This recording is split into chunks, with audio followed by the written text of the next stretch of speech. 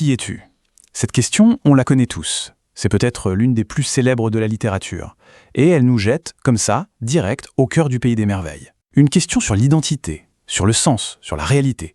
Mais si cette question, qui a l'air complètement absurde, n'était pas du tout une porte vers le non-sens? Et si c'était au contraire le tout début d'une quête spirituelle bien plus profonde? Aujourd'hui, on va explorer Alice au Pays des Merveilles, mais sous un angle complètement différent, vraiment inattendu. On va suivre une préface qui nous dit que derrière tout ce chaos, il y a en fait une lumière chrétienne. Alors accrochez-vous parce que ça pourrait bien changer toute notre vision de l'histoire. Bon, depuis plus de 100 ans, Alice, pour tout le monde, c'est quoi? C'est l'histoire d'un rêve absurde, un conte complètement fou. Pour les plus calés, c'est peut-être un jeu mathématique super complexe. En gros, c'est la version que tout le monde a en tête. Mais la question c'est, est-ce que c'est vraiment la seule lecture possible?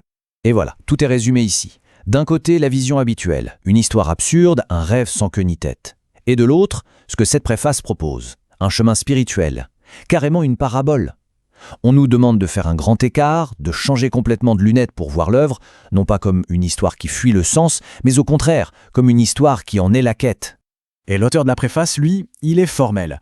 Alice, ça fait partie de la deuxième catégorie. Ce n'est pas un livre pour s'endormir, c'est un livre pour se réveiller. C'est une invitation à aller voir plus loin que la surface, plus loin que le simple divertissement, pour y dénicher quelque chose de bien plus essentiel. Ok, mais pour accepter cette idée de lecture spirituelle, pour vraiment comprendre ce que ça veut dire, ce réveil, il faut d'abord s'intéresser à l'auteur. Et c'est là que la pièce maîtresse du puzzle tombe en place. Voilà, le point crucial, il est là.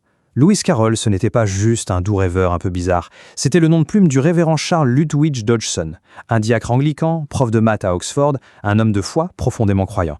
Et cette info, qui a l'air de rien, elle change tout. Elle vient jeter une lumière complètement nouvelle sur son œuvre.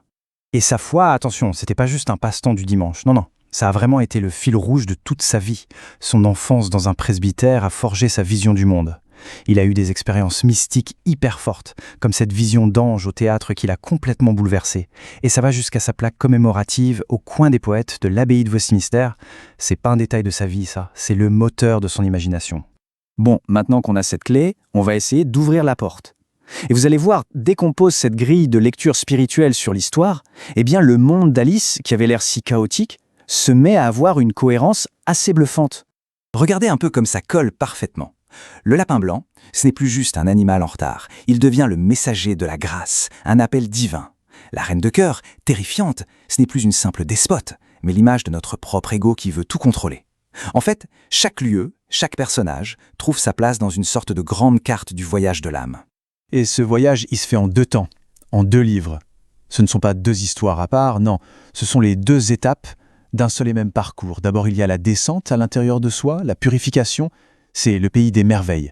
Et ensuite, il y a l'ascension vers la vérité, la vision divine. C'est de l'autre côté du miroir. C'est un schéma mystique très classique, en fait.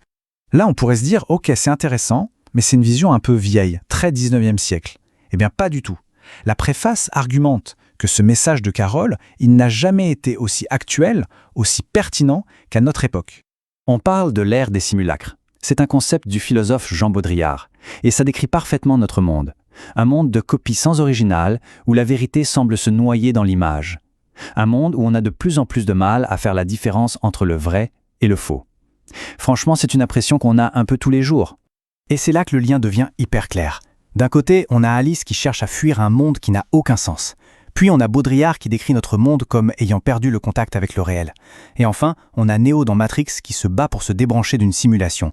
Au fond, c'est exactement la même quête de vérité, mais racontée avec les outils et les angoisses de chaque époque. Le film Matrix n'a pas détruit l'héritage de Carroll, il l'a juste mis à jour. L'appel du lapin blanc, il s'est transformé en « Suis le lapin blanc, Neo ». Le terrier, c'est devenu une cascade de code informatique. Mais le message, lui, n'a pas bougé d'un iota, il faut se réveiller. C'est juste le langage qui a changé, passant du spirituel au numérique. Alors, la question qui se pose, c'est si cette lecture est si cohérente, pourquoi est-ce qu'on n'en entend jamais parler? Eh bien, la préface avance une idée. L'œuvre aurait été, en quelque sorte, victime de son incroyable succès. Au fil des décennies, le cœur de l'histoire, son âme, aurait été complètement recouvert par des tonnes d'interprétations. Chacun y a vu ce qu'il voulait y voir. Les Freudiens y ont vu des symboles psychanalytiques, Disney l'a transformé en conte un peu mièvre, d'autres y ont vu un message politique. Bref, on a fini par oublier ce que l'auteur, lui, avait voulu y mettre. Donc l'idée de cette lecture, ce n'est pas d'inventer un nouveau sens de toute pièce. C'est plutôt de gratter toutes ces couches pour retrouver le sens d'origine. C'est un travail de restauration en fait, pour redonner à l'œuvre toute la lumière et la profondeur que son créateur, le révérend Dodgson, y avait cachée. Et on finit là-dessus, avec cette phrase gravée sur la plaque de Lewis Carroll à Westminster. C'est la question de la chenille au début du livre, c'est la question qu'Alice se pose sans arrêt pendant son périple, et au final, c'est la question que le livre nous renvoie en pleine figure. Une question qui reste en suspens, et qui est peut-être, tout simplement, une invitation à ouvrir les yeux.